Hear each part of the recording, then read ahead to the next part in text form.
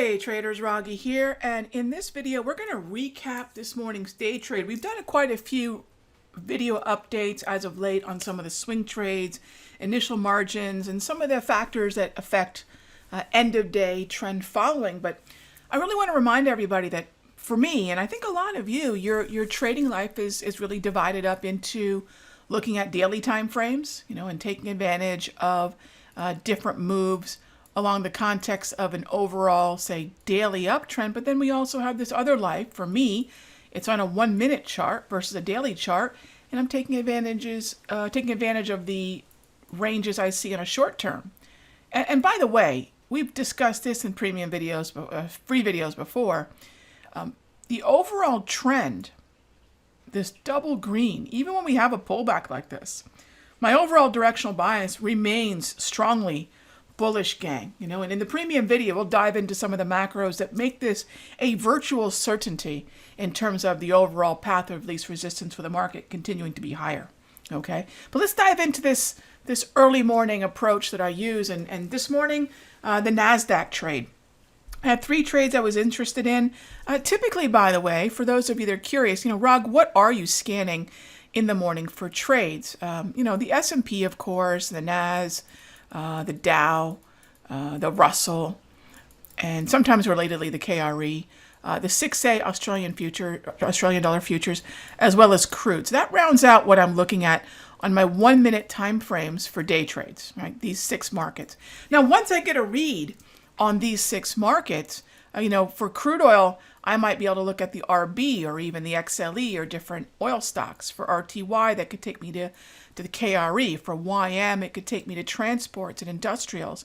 For S&P, it could take me to the healthcare and financial stocks. For NASDAQ, all the different iterations of communications, discretionary, tech, etc. So, that's that sector view, which could then open up ETF and individual day trading. So, this could definitely open up a broader pool of opportunities. But let's stay on this NAS. It was a pretty simple setup that formed during the clearing.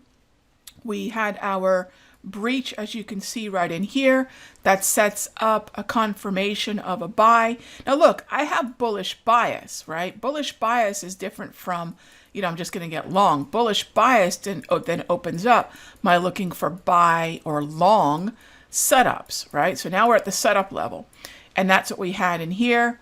We were able to execute our long trade in the pullback.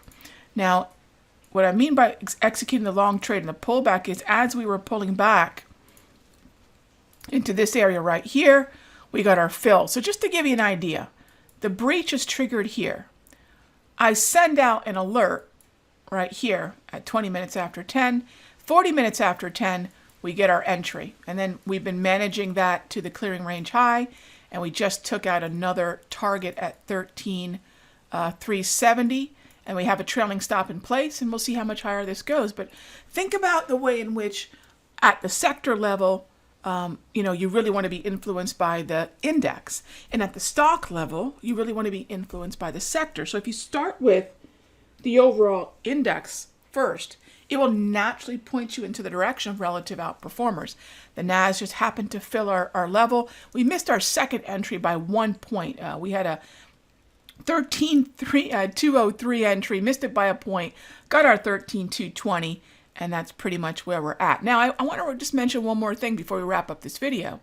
At this level here, you have 20 minutes to think about how and when and if this trade is going to happen. It just happened to be 20 minutes today. But you could think about the QQQ. You could think about the XLK. You can think about the XLY. And you could even get down to the stock level for relative outperformers that are moving sympathetic to this pattern. All right. You can also think about the micro NASDAQ futures. You don't have to go with the mini, although that's typically what I do. So think of all the choices you have, especially when it comes to the NAS, taking advantage of a bullish setup like this. All right. I'll see you in the next update.